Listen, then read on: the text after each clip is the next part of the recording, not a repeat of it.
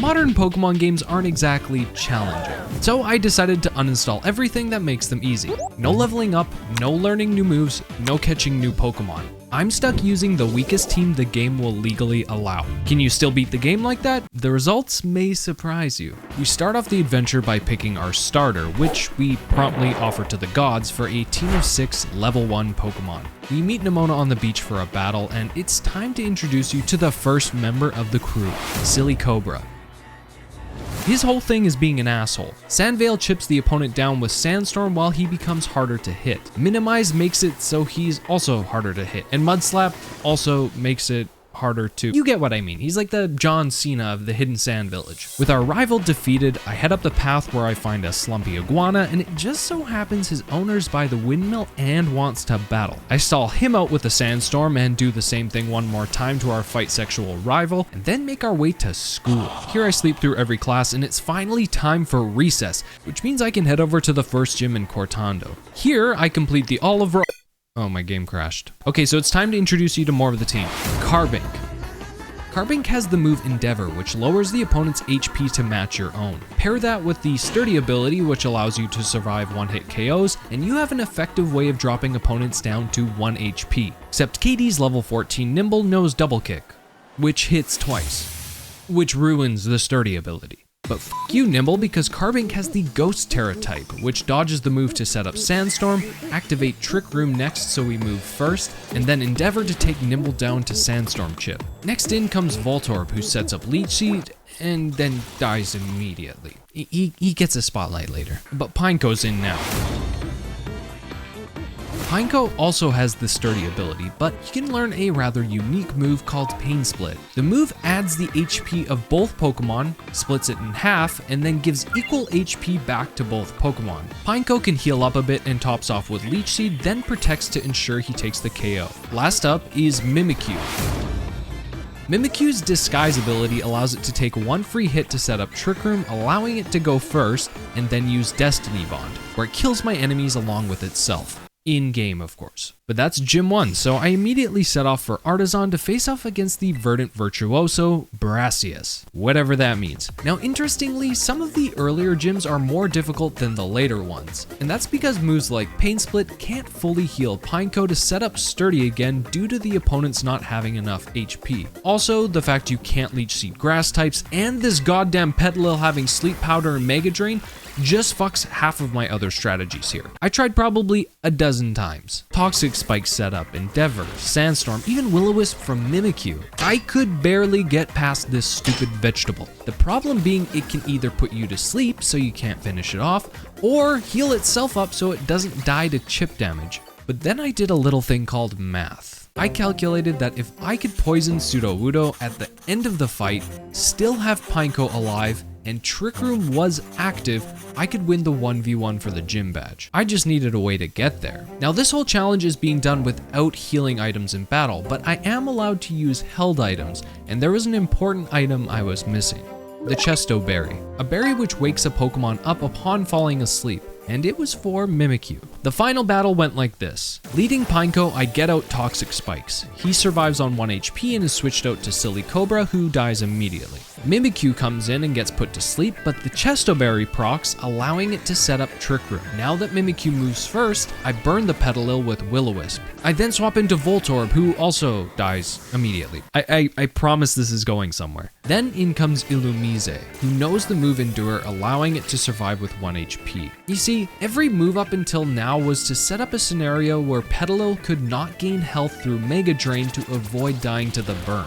Illumise can now use Endeavor, bringing Petalil down to 1 HP, Mega Drain brings it up to 2, and then burn KOs. However, what I didn't mention is that I took exactly 5 turns to set this up, which means Carbink could come in when Trick Room ends. This is important so Carbink can set up Trick Room again, Endeavor to KO Smoliv, and here we are, back at the math equation. Pineco Pain Splits, heals to full, and survives with Sturdy. Does it one more time to bring Sudowoodo down even further, and then protects to take the victory. Would you believe me if I told you this was goo goo gaga baby bullshit compared to Gym 6? Off in Levincia, we have to battle Nemona quick, and the reality is you can just lose these battles, but I still killed myself along with her team just for good measure. In-game. The gym trainers here weren't anything special, but Iono did require a bit of thinking. I set up Toxic Spikes with Pineco, then used Carbink, Endeavor plus Mimikyu Shadow Sneak to KO Wattrel. During this, I used Trick Room, which means that when I switch into Carbink, I can use Endeavor before Belly Bolt. Additionally, I get to show off Carbink's new item, the Shell Bell, which allows it to heal 1/8 of the damage it deals, meaning it can heal up to full off of Belly Bolt, which then goes down to poison. Next is Luxio, which I also use Endeavor on, but she didn't have enough health to heal us up, meaning we both go down. And last up is Mimikyu, where I force both Pokemon to kill themselves. In-game, Cascarafa, we find some guy's wallet, go to Porto Marinata to steal even more of his money, this will be important later, and then meet back at the gym for a battle. Now, Kofu has a secret weapon against my strategy, a Veluza with the Mold Breaker ability. Mold Breaker ignores enemy abilities and allows Veluza to one-hit my Pokemon with Sturdy or Disguise. This means there's essentially no way for me to move first, as I can't survive to set up Trick Room. That is if Trick Room was my only means of going first. Illumise has the Prankster ability, which gives status moves priority regardless of the Pokemon's speed. From previous attempts, I found out Veluza prefers to use Slash on Illumise and Voltorb. By leading with Illumise, I could use Endure to survive, and brother, why is there a rogue Sandstorm here right now? By leading with Voltorb, I could bait out a Slash which kills Silly Cobra. Yes, he is basically a meat shield now. Illumise comes in and encores, locking in Slash, and now Mimikyu can safely switch in and set up Trick Room. From here, things are pretty easy with a Destiny Bond, Voltorb getting Leech Seed set up for Pineco, and Carbink finishing with Endeavor. That's badge 4. Nearby in the town of Medali, I placed an order for my usual dish where they killed 8 innocent civilians to instantly transform this diner into a battlefield, and I gotta say, I love what they've done with the place. I also love that our strategies are coming together now. Here, Carbink uses Endeavor, Shell Bell heals it to full, sets up Trick Room, Komala misses a slam, and that small error costs the lives of every Pokemon Larry has ever owned. Now that enemy Pokemon are higher in level, they have a sufficient amount of HP to pretty much always heal Carbink to full when using Endeavor, meaning with Sandstorm, I can just take constant KOs. However, the next gym was quite literally the hardest Pokemon challenge I have ever faced. It's the Ghost Gym, so my usual Endeavor strategy is immediately useless. Not only that, but every battle is a double battle, and for some godforsaken reason, these bastards love doubling up on my Sturdy Pokemon, meaning that's out of the window too. With the money from Kofu, I tried giving Voltorb a Focus Sash to help get Leech Seed off and giving Pineco the Rocky Helmet to stall, but I don't know if I mentioned this before, but it's kind of hard to stall when your Pokemon are level fucking 1. You can tell I'm mad because I put the F word between level and 1. However, after dying to the second gym trainer for like the 100th time, I had a Jimmy Neutron Brain Blast. Like, I felt like my fucking Sharingan had awakened. What if there was a way to survive moves doubling up into my Pokemon with Sturdy? Say hello to the Lagging Tail, a held item that makes your Pokemon move last. By using Illumise's Prankster ability to swap the Lagging Tail to one of my opponents, I create a scenario where my Pokemon with Sturdy only gets hit once before it gets to attack. So now, Pineco drops to 1 HP, uses Pain Split, and then survives with 1 HP again after being attacked. And now, by having Voltorb set up Leech Seed before this, I create an engine where Pineco never dies. And I beat all 3 gym trainers this way. And then Rhyme ruined all of that with a little move called Shadow Sneak. You see, the Lagging Tail makes a Pokemon move last in its priority bracket. Priority brackets are kind of like zones when boarding an airplane. Even if you're first in line for Zone 3, you still have to wait for the rich assholes in Zone 1 and 2 to board before you can go. Shadow Sneak is +1 priority, meaning that even with the Lagging Tail, it will hit my Pokemon before I can attack. And both of Rhyme's leading Pokemon have Shadow Sneak, meaning they can double up on my Sturdy Pokemon before I can do anything. Even if I managed to take 1 KO, there were still 2 more Pokemon just waiting to fuck my shit up. But it turns out, those 2 Pokemon were the answer, because both of our Pokemon in the back don't have priority moves. So this means if there's a way to force her to switch one Pokemon out, then my problem was solved. Enter the eject button, a held item where the user is forced to switch out when hit. Illumise can use Trick to give it to the opponent, and oh yeah, they kill me before I can do that. Illumise can terrestrialize to the normal type and— What? You're telling me I need 50 Terra Shards to change my Terra type? Illumise can get the 50 free Terra Shards from the Medali Gym, make itself Terra Normal, then Terrastalize to dodge Shadow Sneak twice, and then trick the eject button to Banette, allowing me to force it to switch out. Now what you're about to witness is the culmination of hours of brainstorming and testing to complete one of the most fucked Pokemon battles I have ever participated in. Illumise gets the trick off and dodges with Terra Normal. Then my Mimikyu sets up Trick Room. Turn 2, Illumise uses Endure to stall a turn, allowing Mimikyu to get a burn on the enemy Mimikyu. This is important as I need to KO Mimikyu in exactly 5 turns. Turn 3, Mimikyu forces Banette out using Shadow Sneak and the eject button, and Illumise goes down, giving me a free switch to Voltorb. Voltorb sets up Leech Seed on Houndstone and survives thanks to the Focus Sash and Houndstone disappearing for Phantom Force. On turn 5, you may think that I could go for a Protect to stall one turn, but Phantom Force can hit through Protect, so I Leech Seed Mimikyu next with Voltorb going down. Pineco comes in and can now Pain Split the opponents down because of the staggered attacks. However, it's extremely important I take down Mimikyu first in order to avoid Banette coming back in and doubling up on Shadow Sneak. I intentionally leave Houndstone untouched to act as Leech Seed fodder where I focus on Banette now.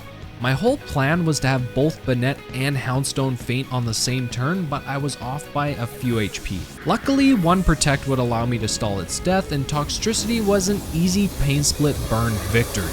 This match had me feeling like fucking L from Death Note. I was giddy, kicking my feet in my chair like a goddamn grade schooler. Like after this battle, I felt like I hit a new level of piloting this team. Like I could see the goddamn matrix of possibilities. Nemona wants to battle an Alfornada? How about Pain Split, Toxic Spikes, your Lycanroc dies to Rocky Helmet, and then Carbink absorbs the souls of everyone on your team? Some lady thinks she can talk on her phone when I challenge her gym?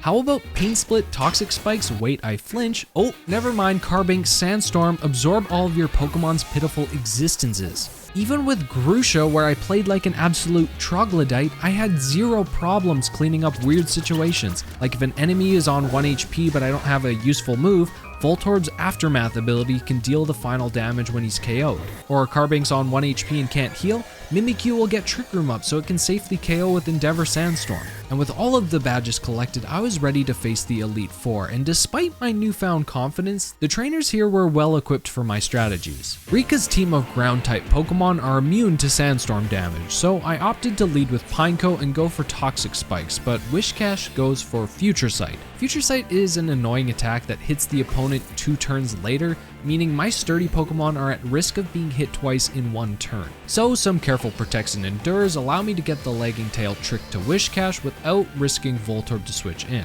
And it's time for Voltorb's final form.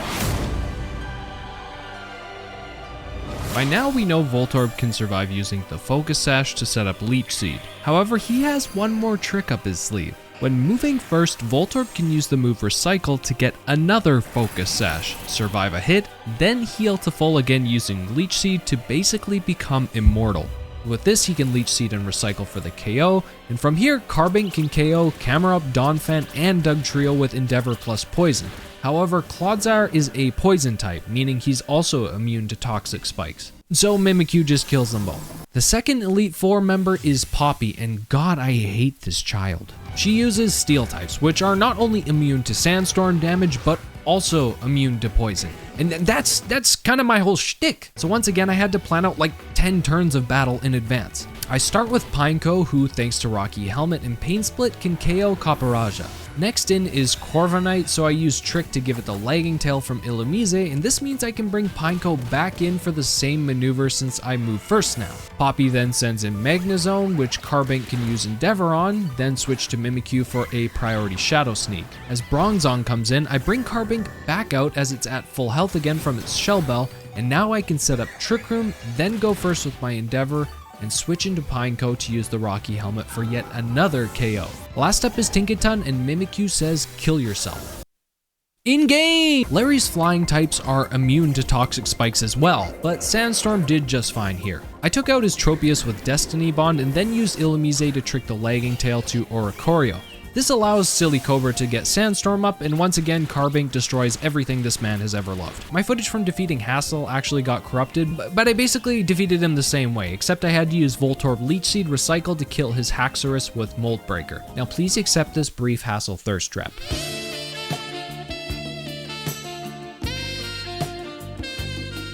Top Champion Geeta is a fitting final battle with a mix of all the challenges we faced until now. Her Espathra can use Quick Attack, which is a priority move, so I opt to use Pineco with the Rocky Helmet strategy for the first KO. Next in is King Gambit, who is immune to Sandstorm, Poison, and Prankster priority as he's a Dark type, and I've got just the guy for you.